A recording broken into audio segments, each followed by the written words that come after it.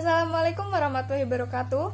Perkenalkan, nama saya Aulia Anfa Nurul Hana dengan NIM 2020120182 dari kelas akuntansi B. Di sini saya akan mempresentasikan makalah dengan judul Tanggung Jawab Sosial dan Etika Manajerial. Nah, mari langsung saja kita ke materinya. Apa sih yang dimaksud dengan tanggung jawab sosial? Nah, tanggung jawab sosial perusahaan merupakan suatu konsep di mana perusahaan memiliki berbagai bentuk tanggung jawab terhadap seluruh pemangku kegiatannya. Tanggung jawab juga dapat didefinisikan sebagai intensitas bisnis untuk melakukan hal yang benar dan bertindak secara baik bagi masyarakat. Jadi, secara keseluruhan, tanggung jawab sosial itu merupakan etika perorangan yang diterapkan oleh suatu perusahaan, terutama manajemen puncak. Walau tidak menutup kemungkinan bahwa dapat didorong pula oleh pemerintahan, investor, konsumen, pemasok, bahkan pesaing sendiri. Namun, banyak perusahaan yang bersungguh-sungguh untuk menjalankan tanggung jawab tersebut kepada stakeholdernya. Nah, siapa stakeholdernya dan apa sih yang dimaksud dengan stakeholder? Jadi, stakeholder adalah individu atau kelompok yang berpengaruh secara langsung terhadap kinerja perusahaan. Nah, kira-kira siapa aja sih stakeholder ini? Jadi, yang pertama ada konsumen. Perusahaan bertanggung jawab kepada konsumennya dengan menjaga kejujuran dan keterbukaannya. Mereka juga menetapkan harga yang wajar, tapi tetap dengan kualitas yang terbaik. Selanjutnya adalah karyawan. Perusahaan berusaha bertanggung jawab dengan memperkerjakan karyawan dengan wajar, memasukkannya menjadi bagian dari tim inti, dan menghargai martabat dan kebutuhan manusiawinya.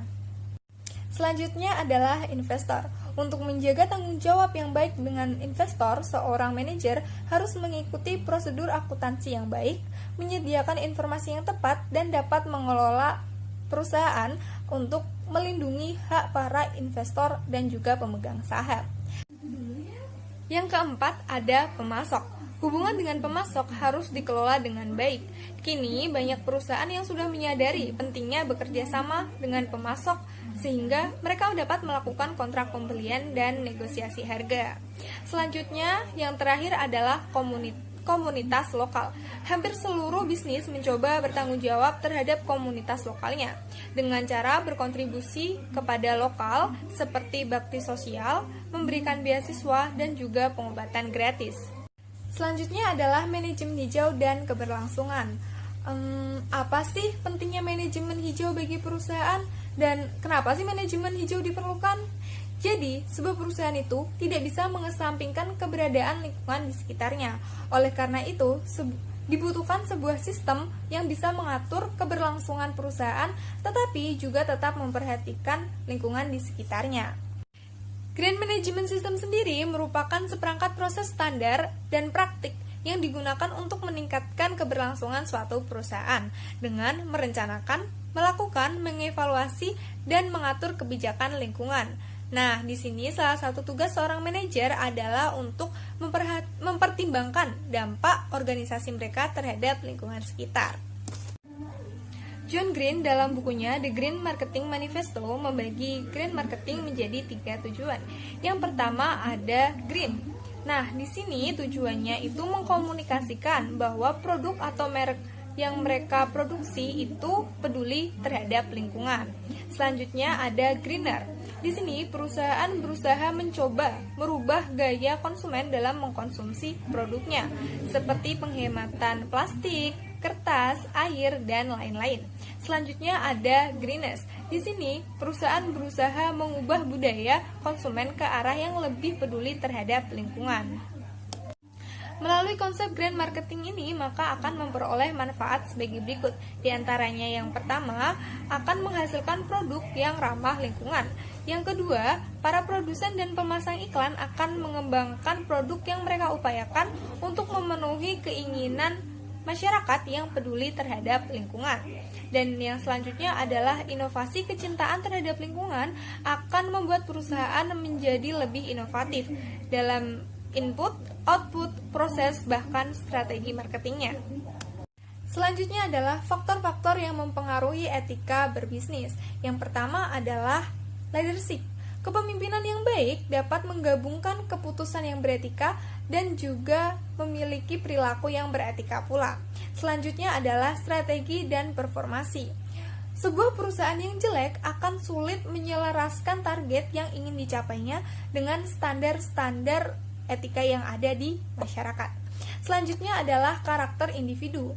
Perbedaan karakter individu ini juga mempengaruhi tindakan-tindakan dalam bekerja dan juga menjalankan aktivitas bisnisnya. Selanjutnya adalah budaya perusahaan. Budaya perusahaan adalah nilai, norma, ritual, pola, dan tingkah laku yang menjadi karakteristik perusahaan. Selanjutnya adalah faktor-faktor yang menyebabkan perilaku etis dan tidak etis.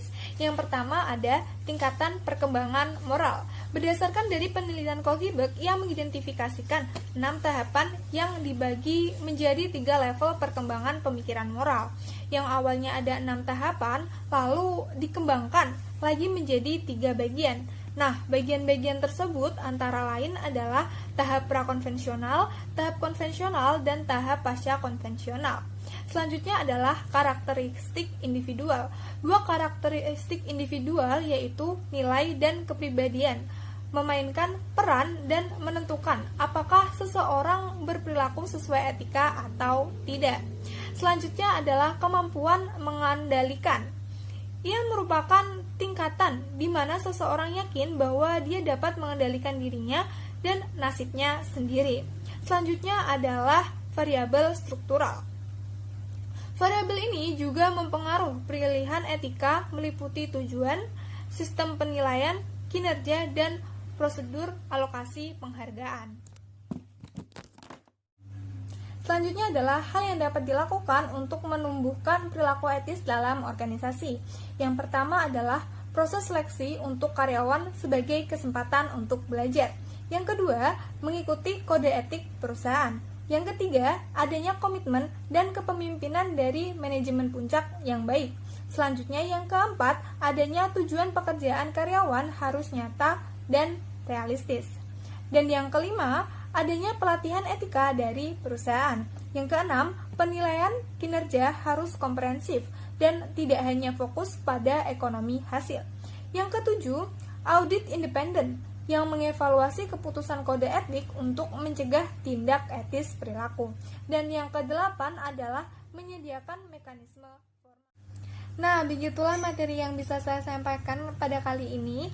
Untuk kekurangannya saya mohon maaf dan wassalamualaikum warahmatullahi wabarakatuh.